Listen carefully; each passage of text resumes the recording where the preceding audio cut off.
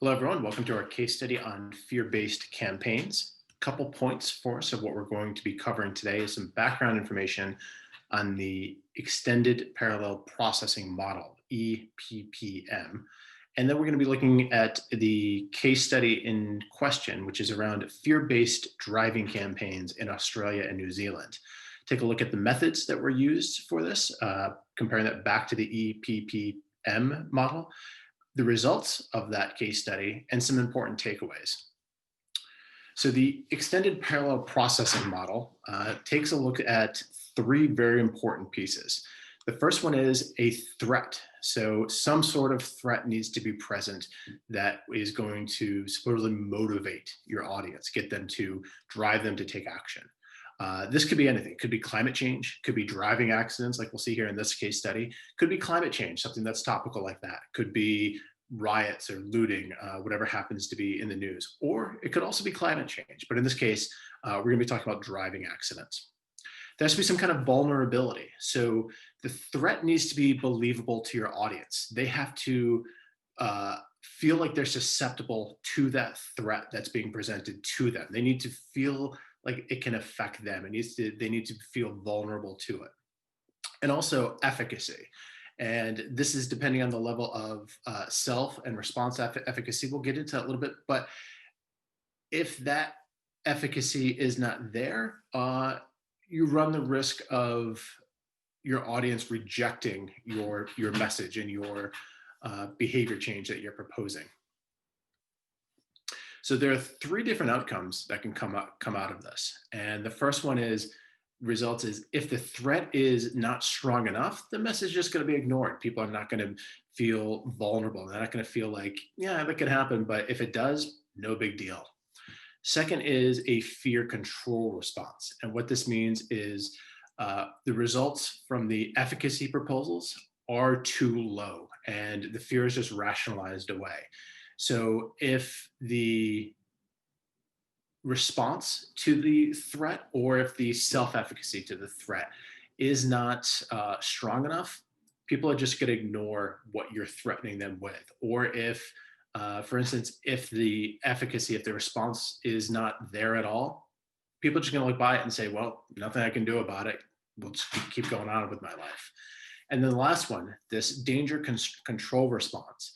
What this is it's that sweet spot of recommendations that combines the threat of what you're presenting to your audience and includes with it the appropriate response that you're asking for them to take, both the action you want them to take and showing your audience that they have the ability to take on that action as well. So they feel that the response to it is appropriate, and they also feel that it's something they're able to accomplish on their own as well. So today's case study is taken from a paper by Richard Tay and Barry Watson, Changing Drivers' Intentions and Behaviors Using Fear-Based Fatigue Advertisements. So the methods behind this case study is coming out of Australia and New Zealand, where participants were given two questions.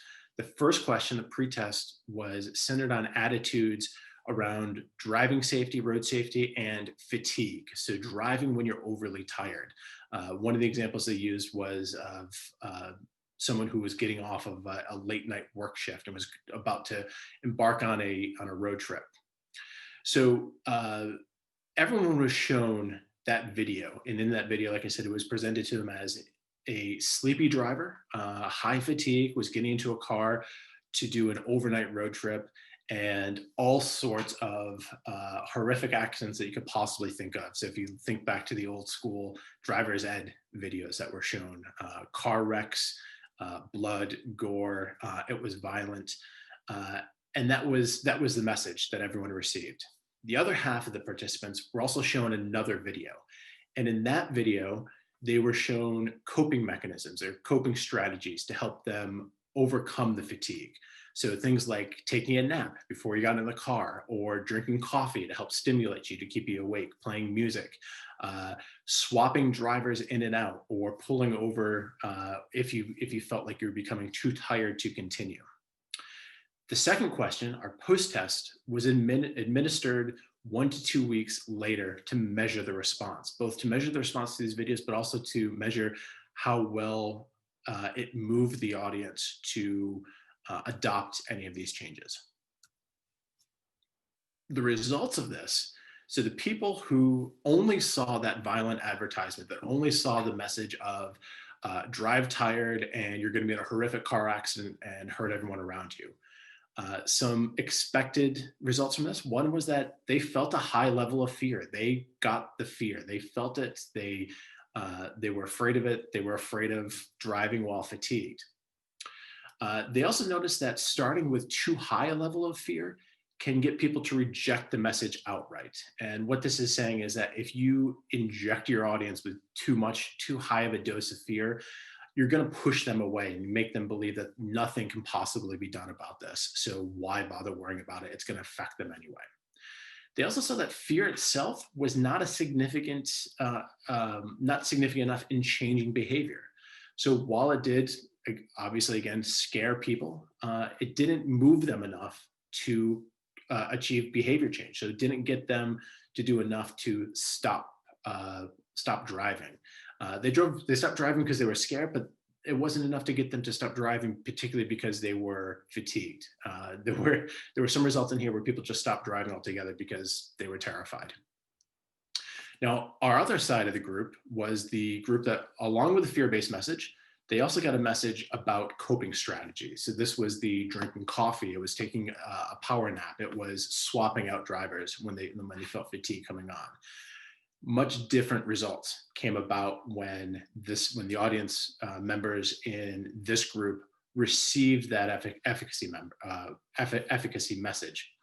Those participants reported high intention for positive action. So they came away from watching these two videos with the intent to not drive while tired in the future, which was a big first step. That's something that was missing from the first group that only got the fear-based message.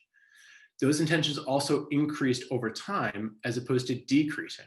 So by receiving that message about self-efficacy and response efficacy about what to do with fatigue driving, this group, their intentions increased over time. That message stayed with them.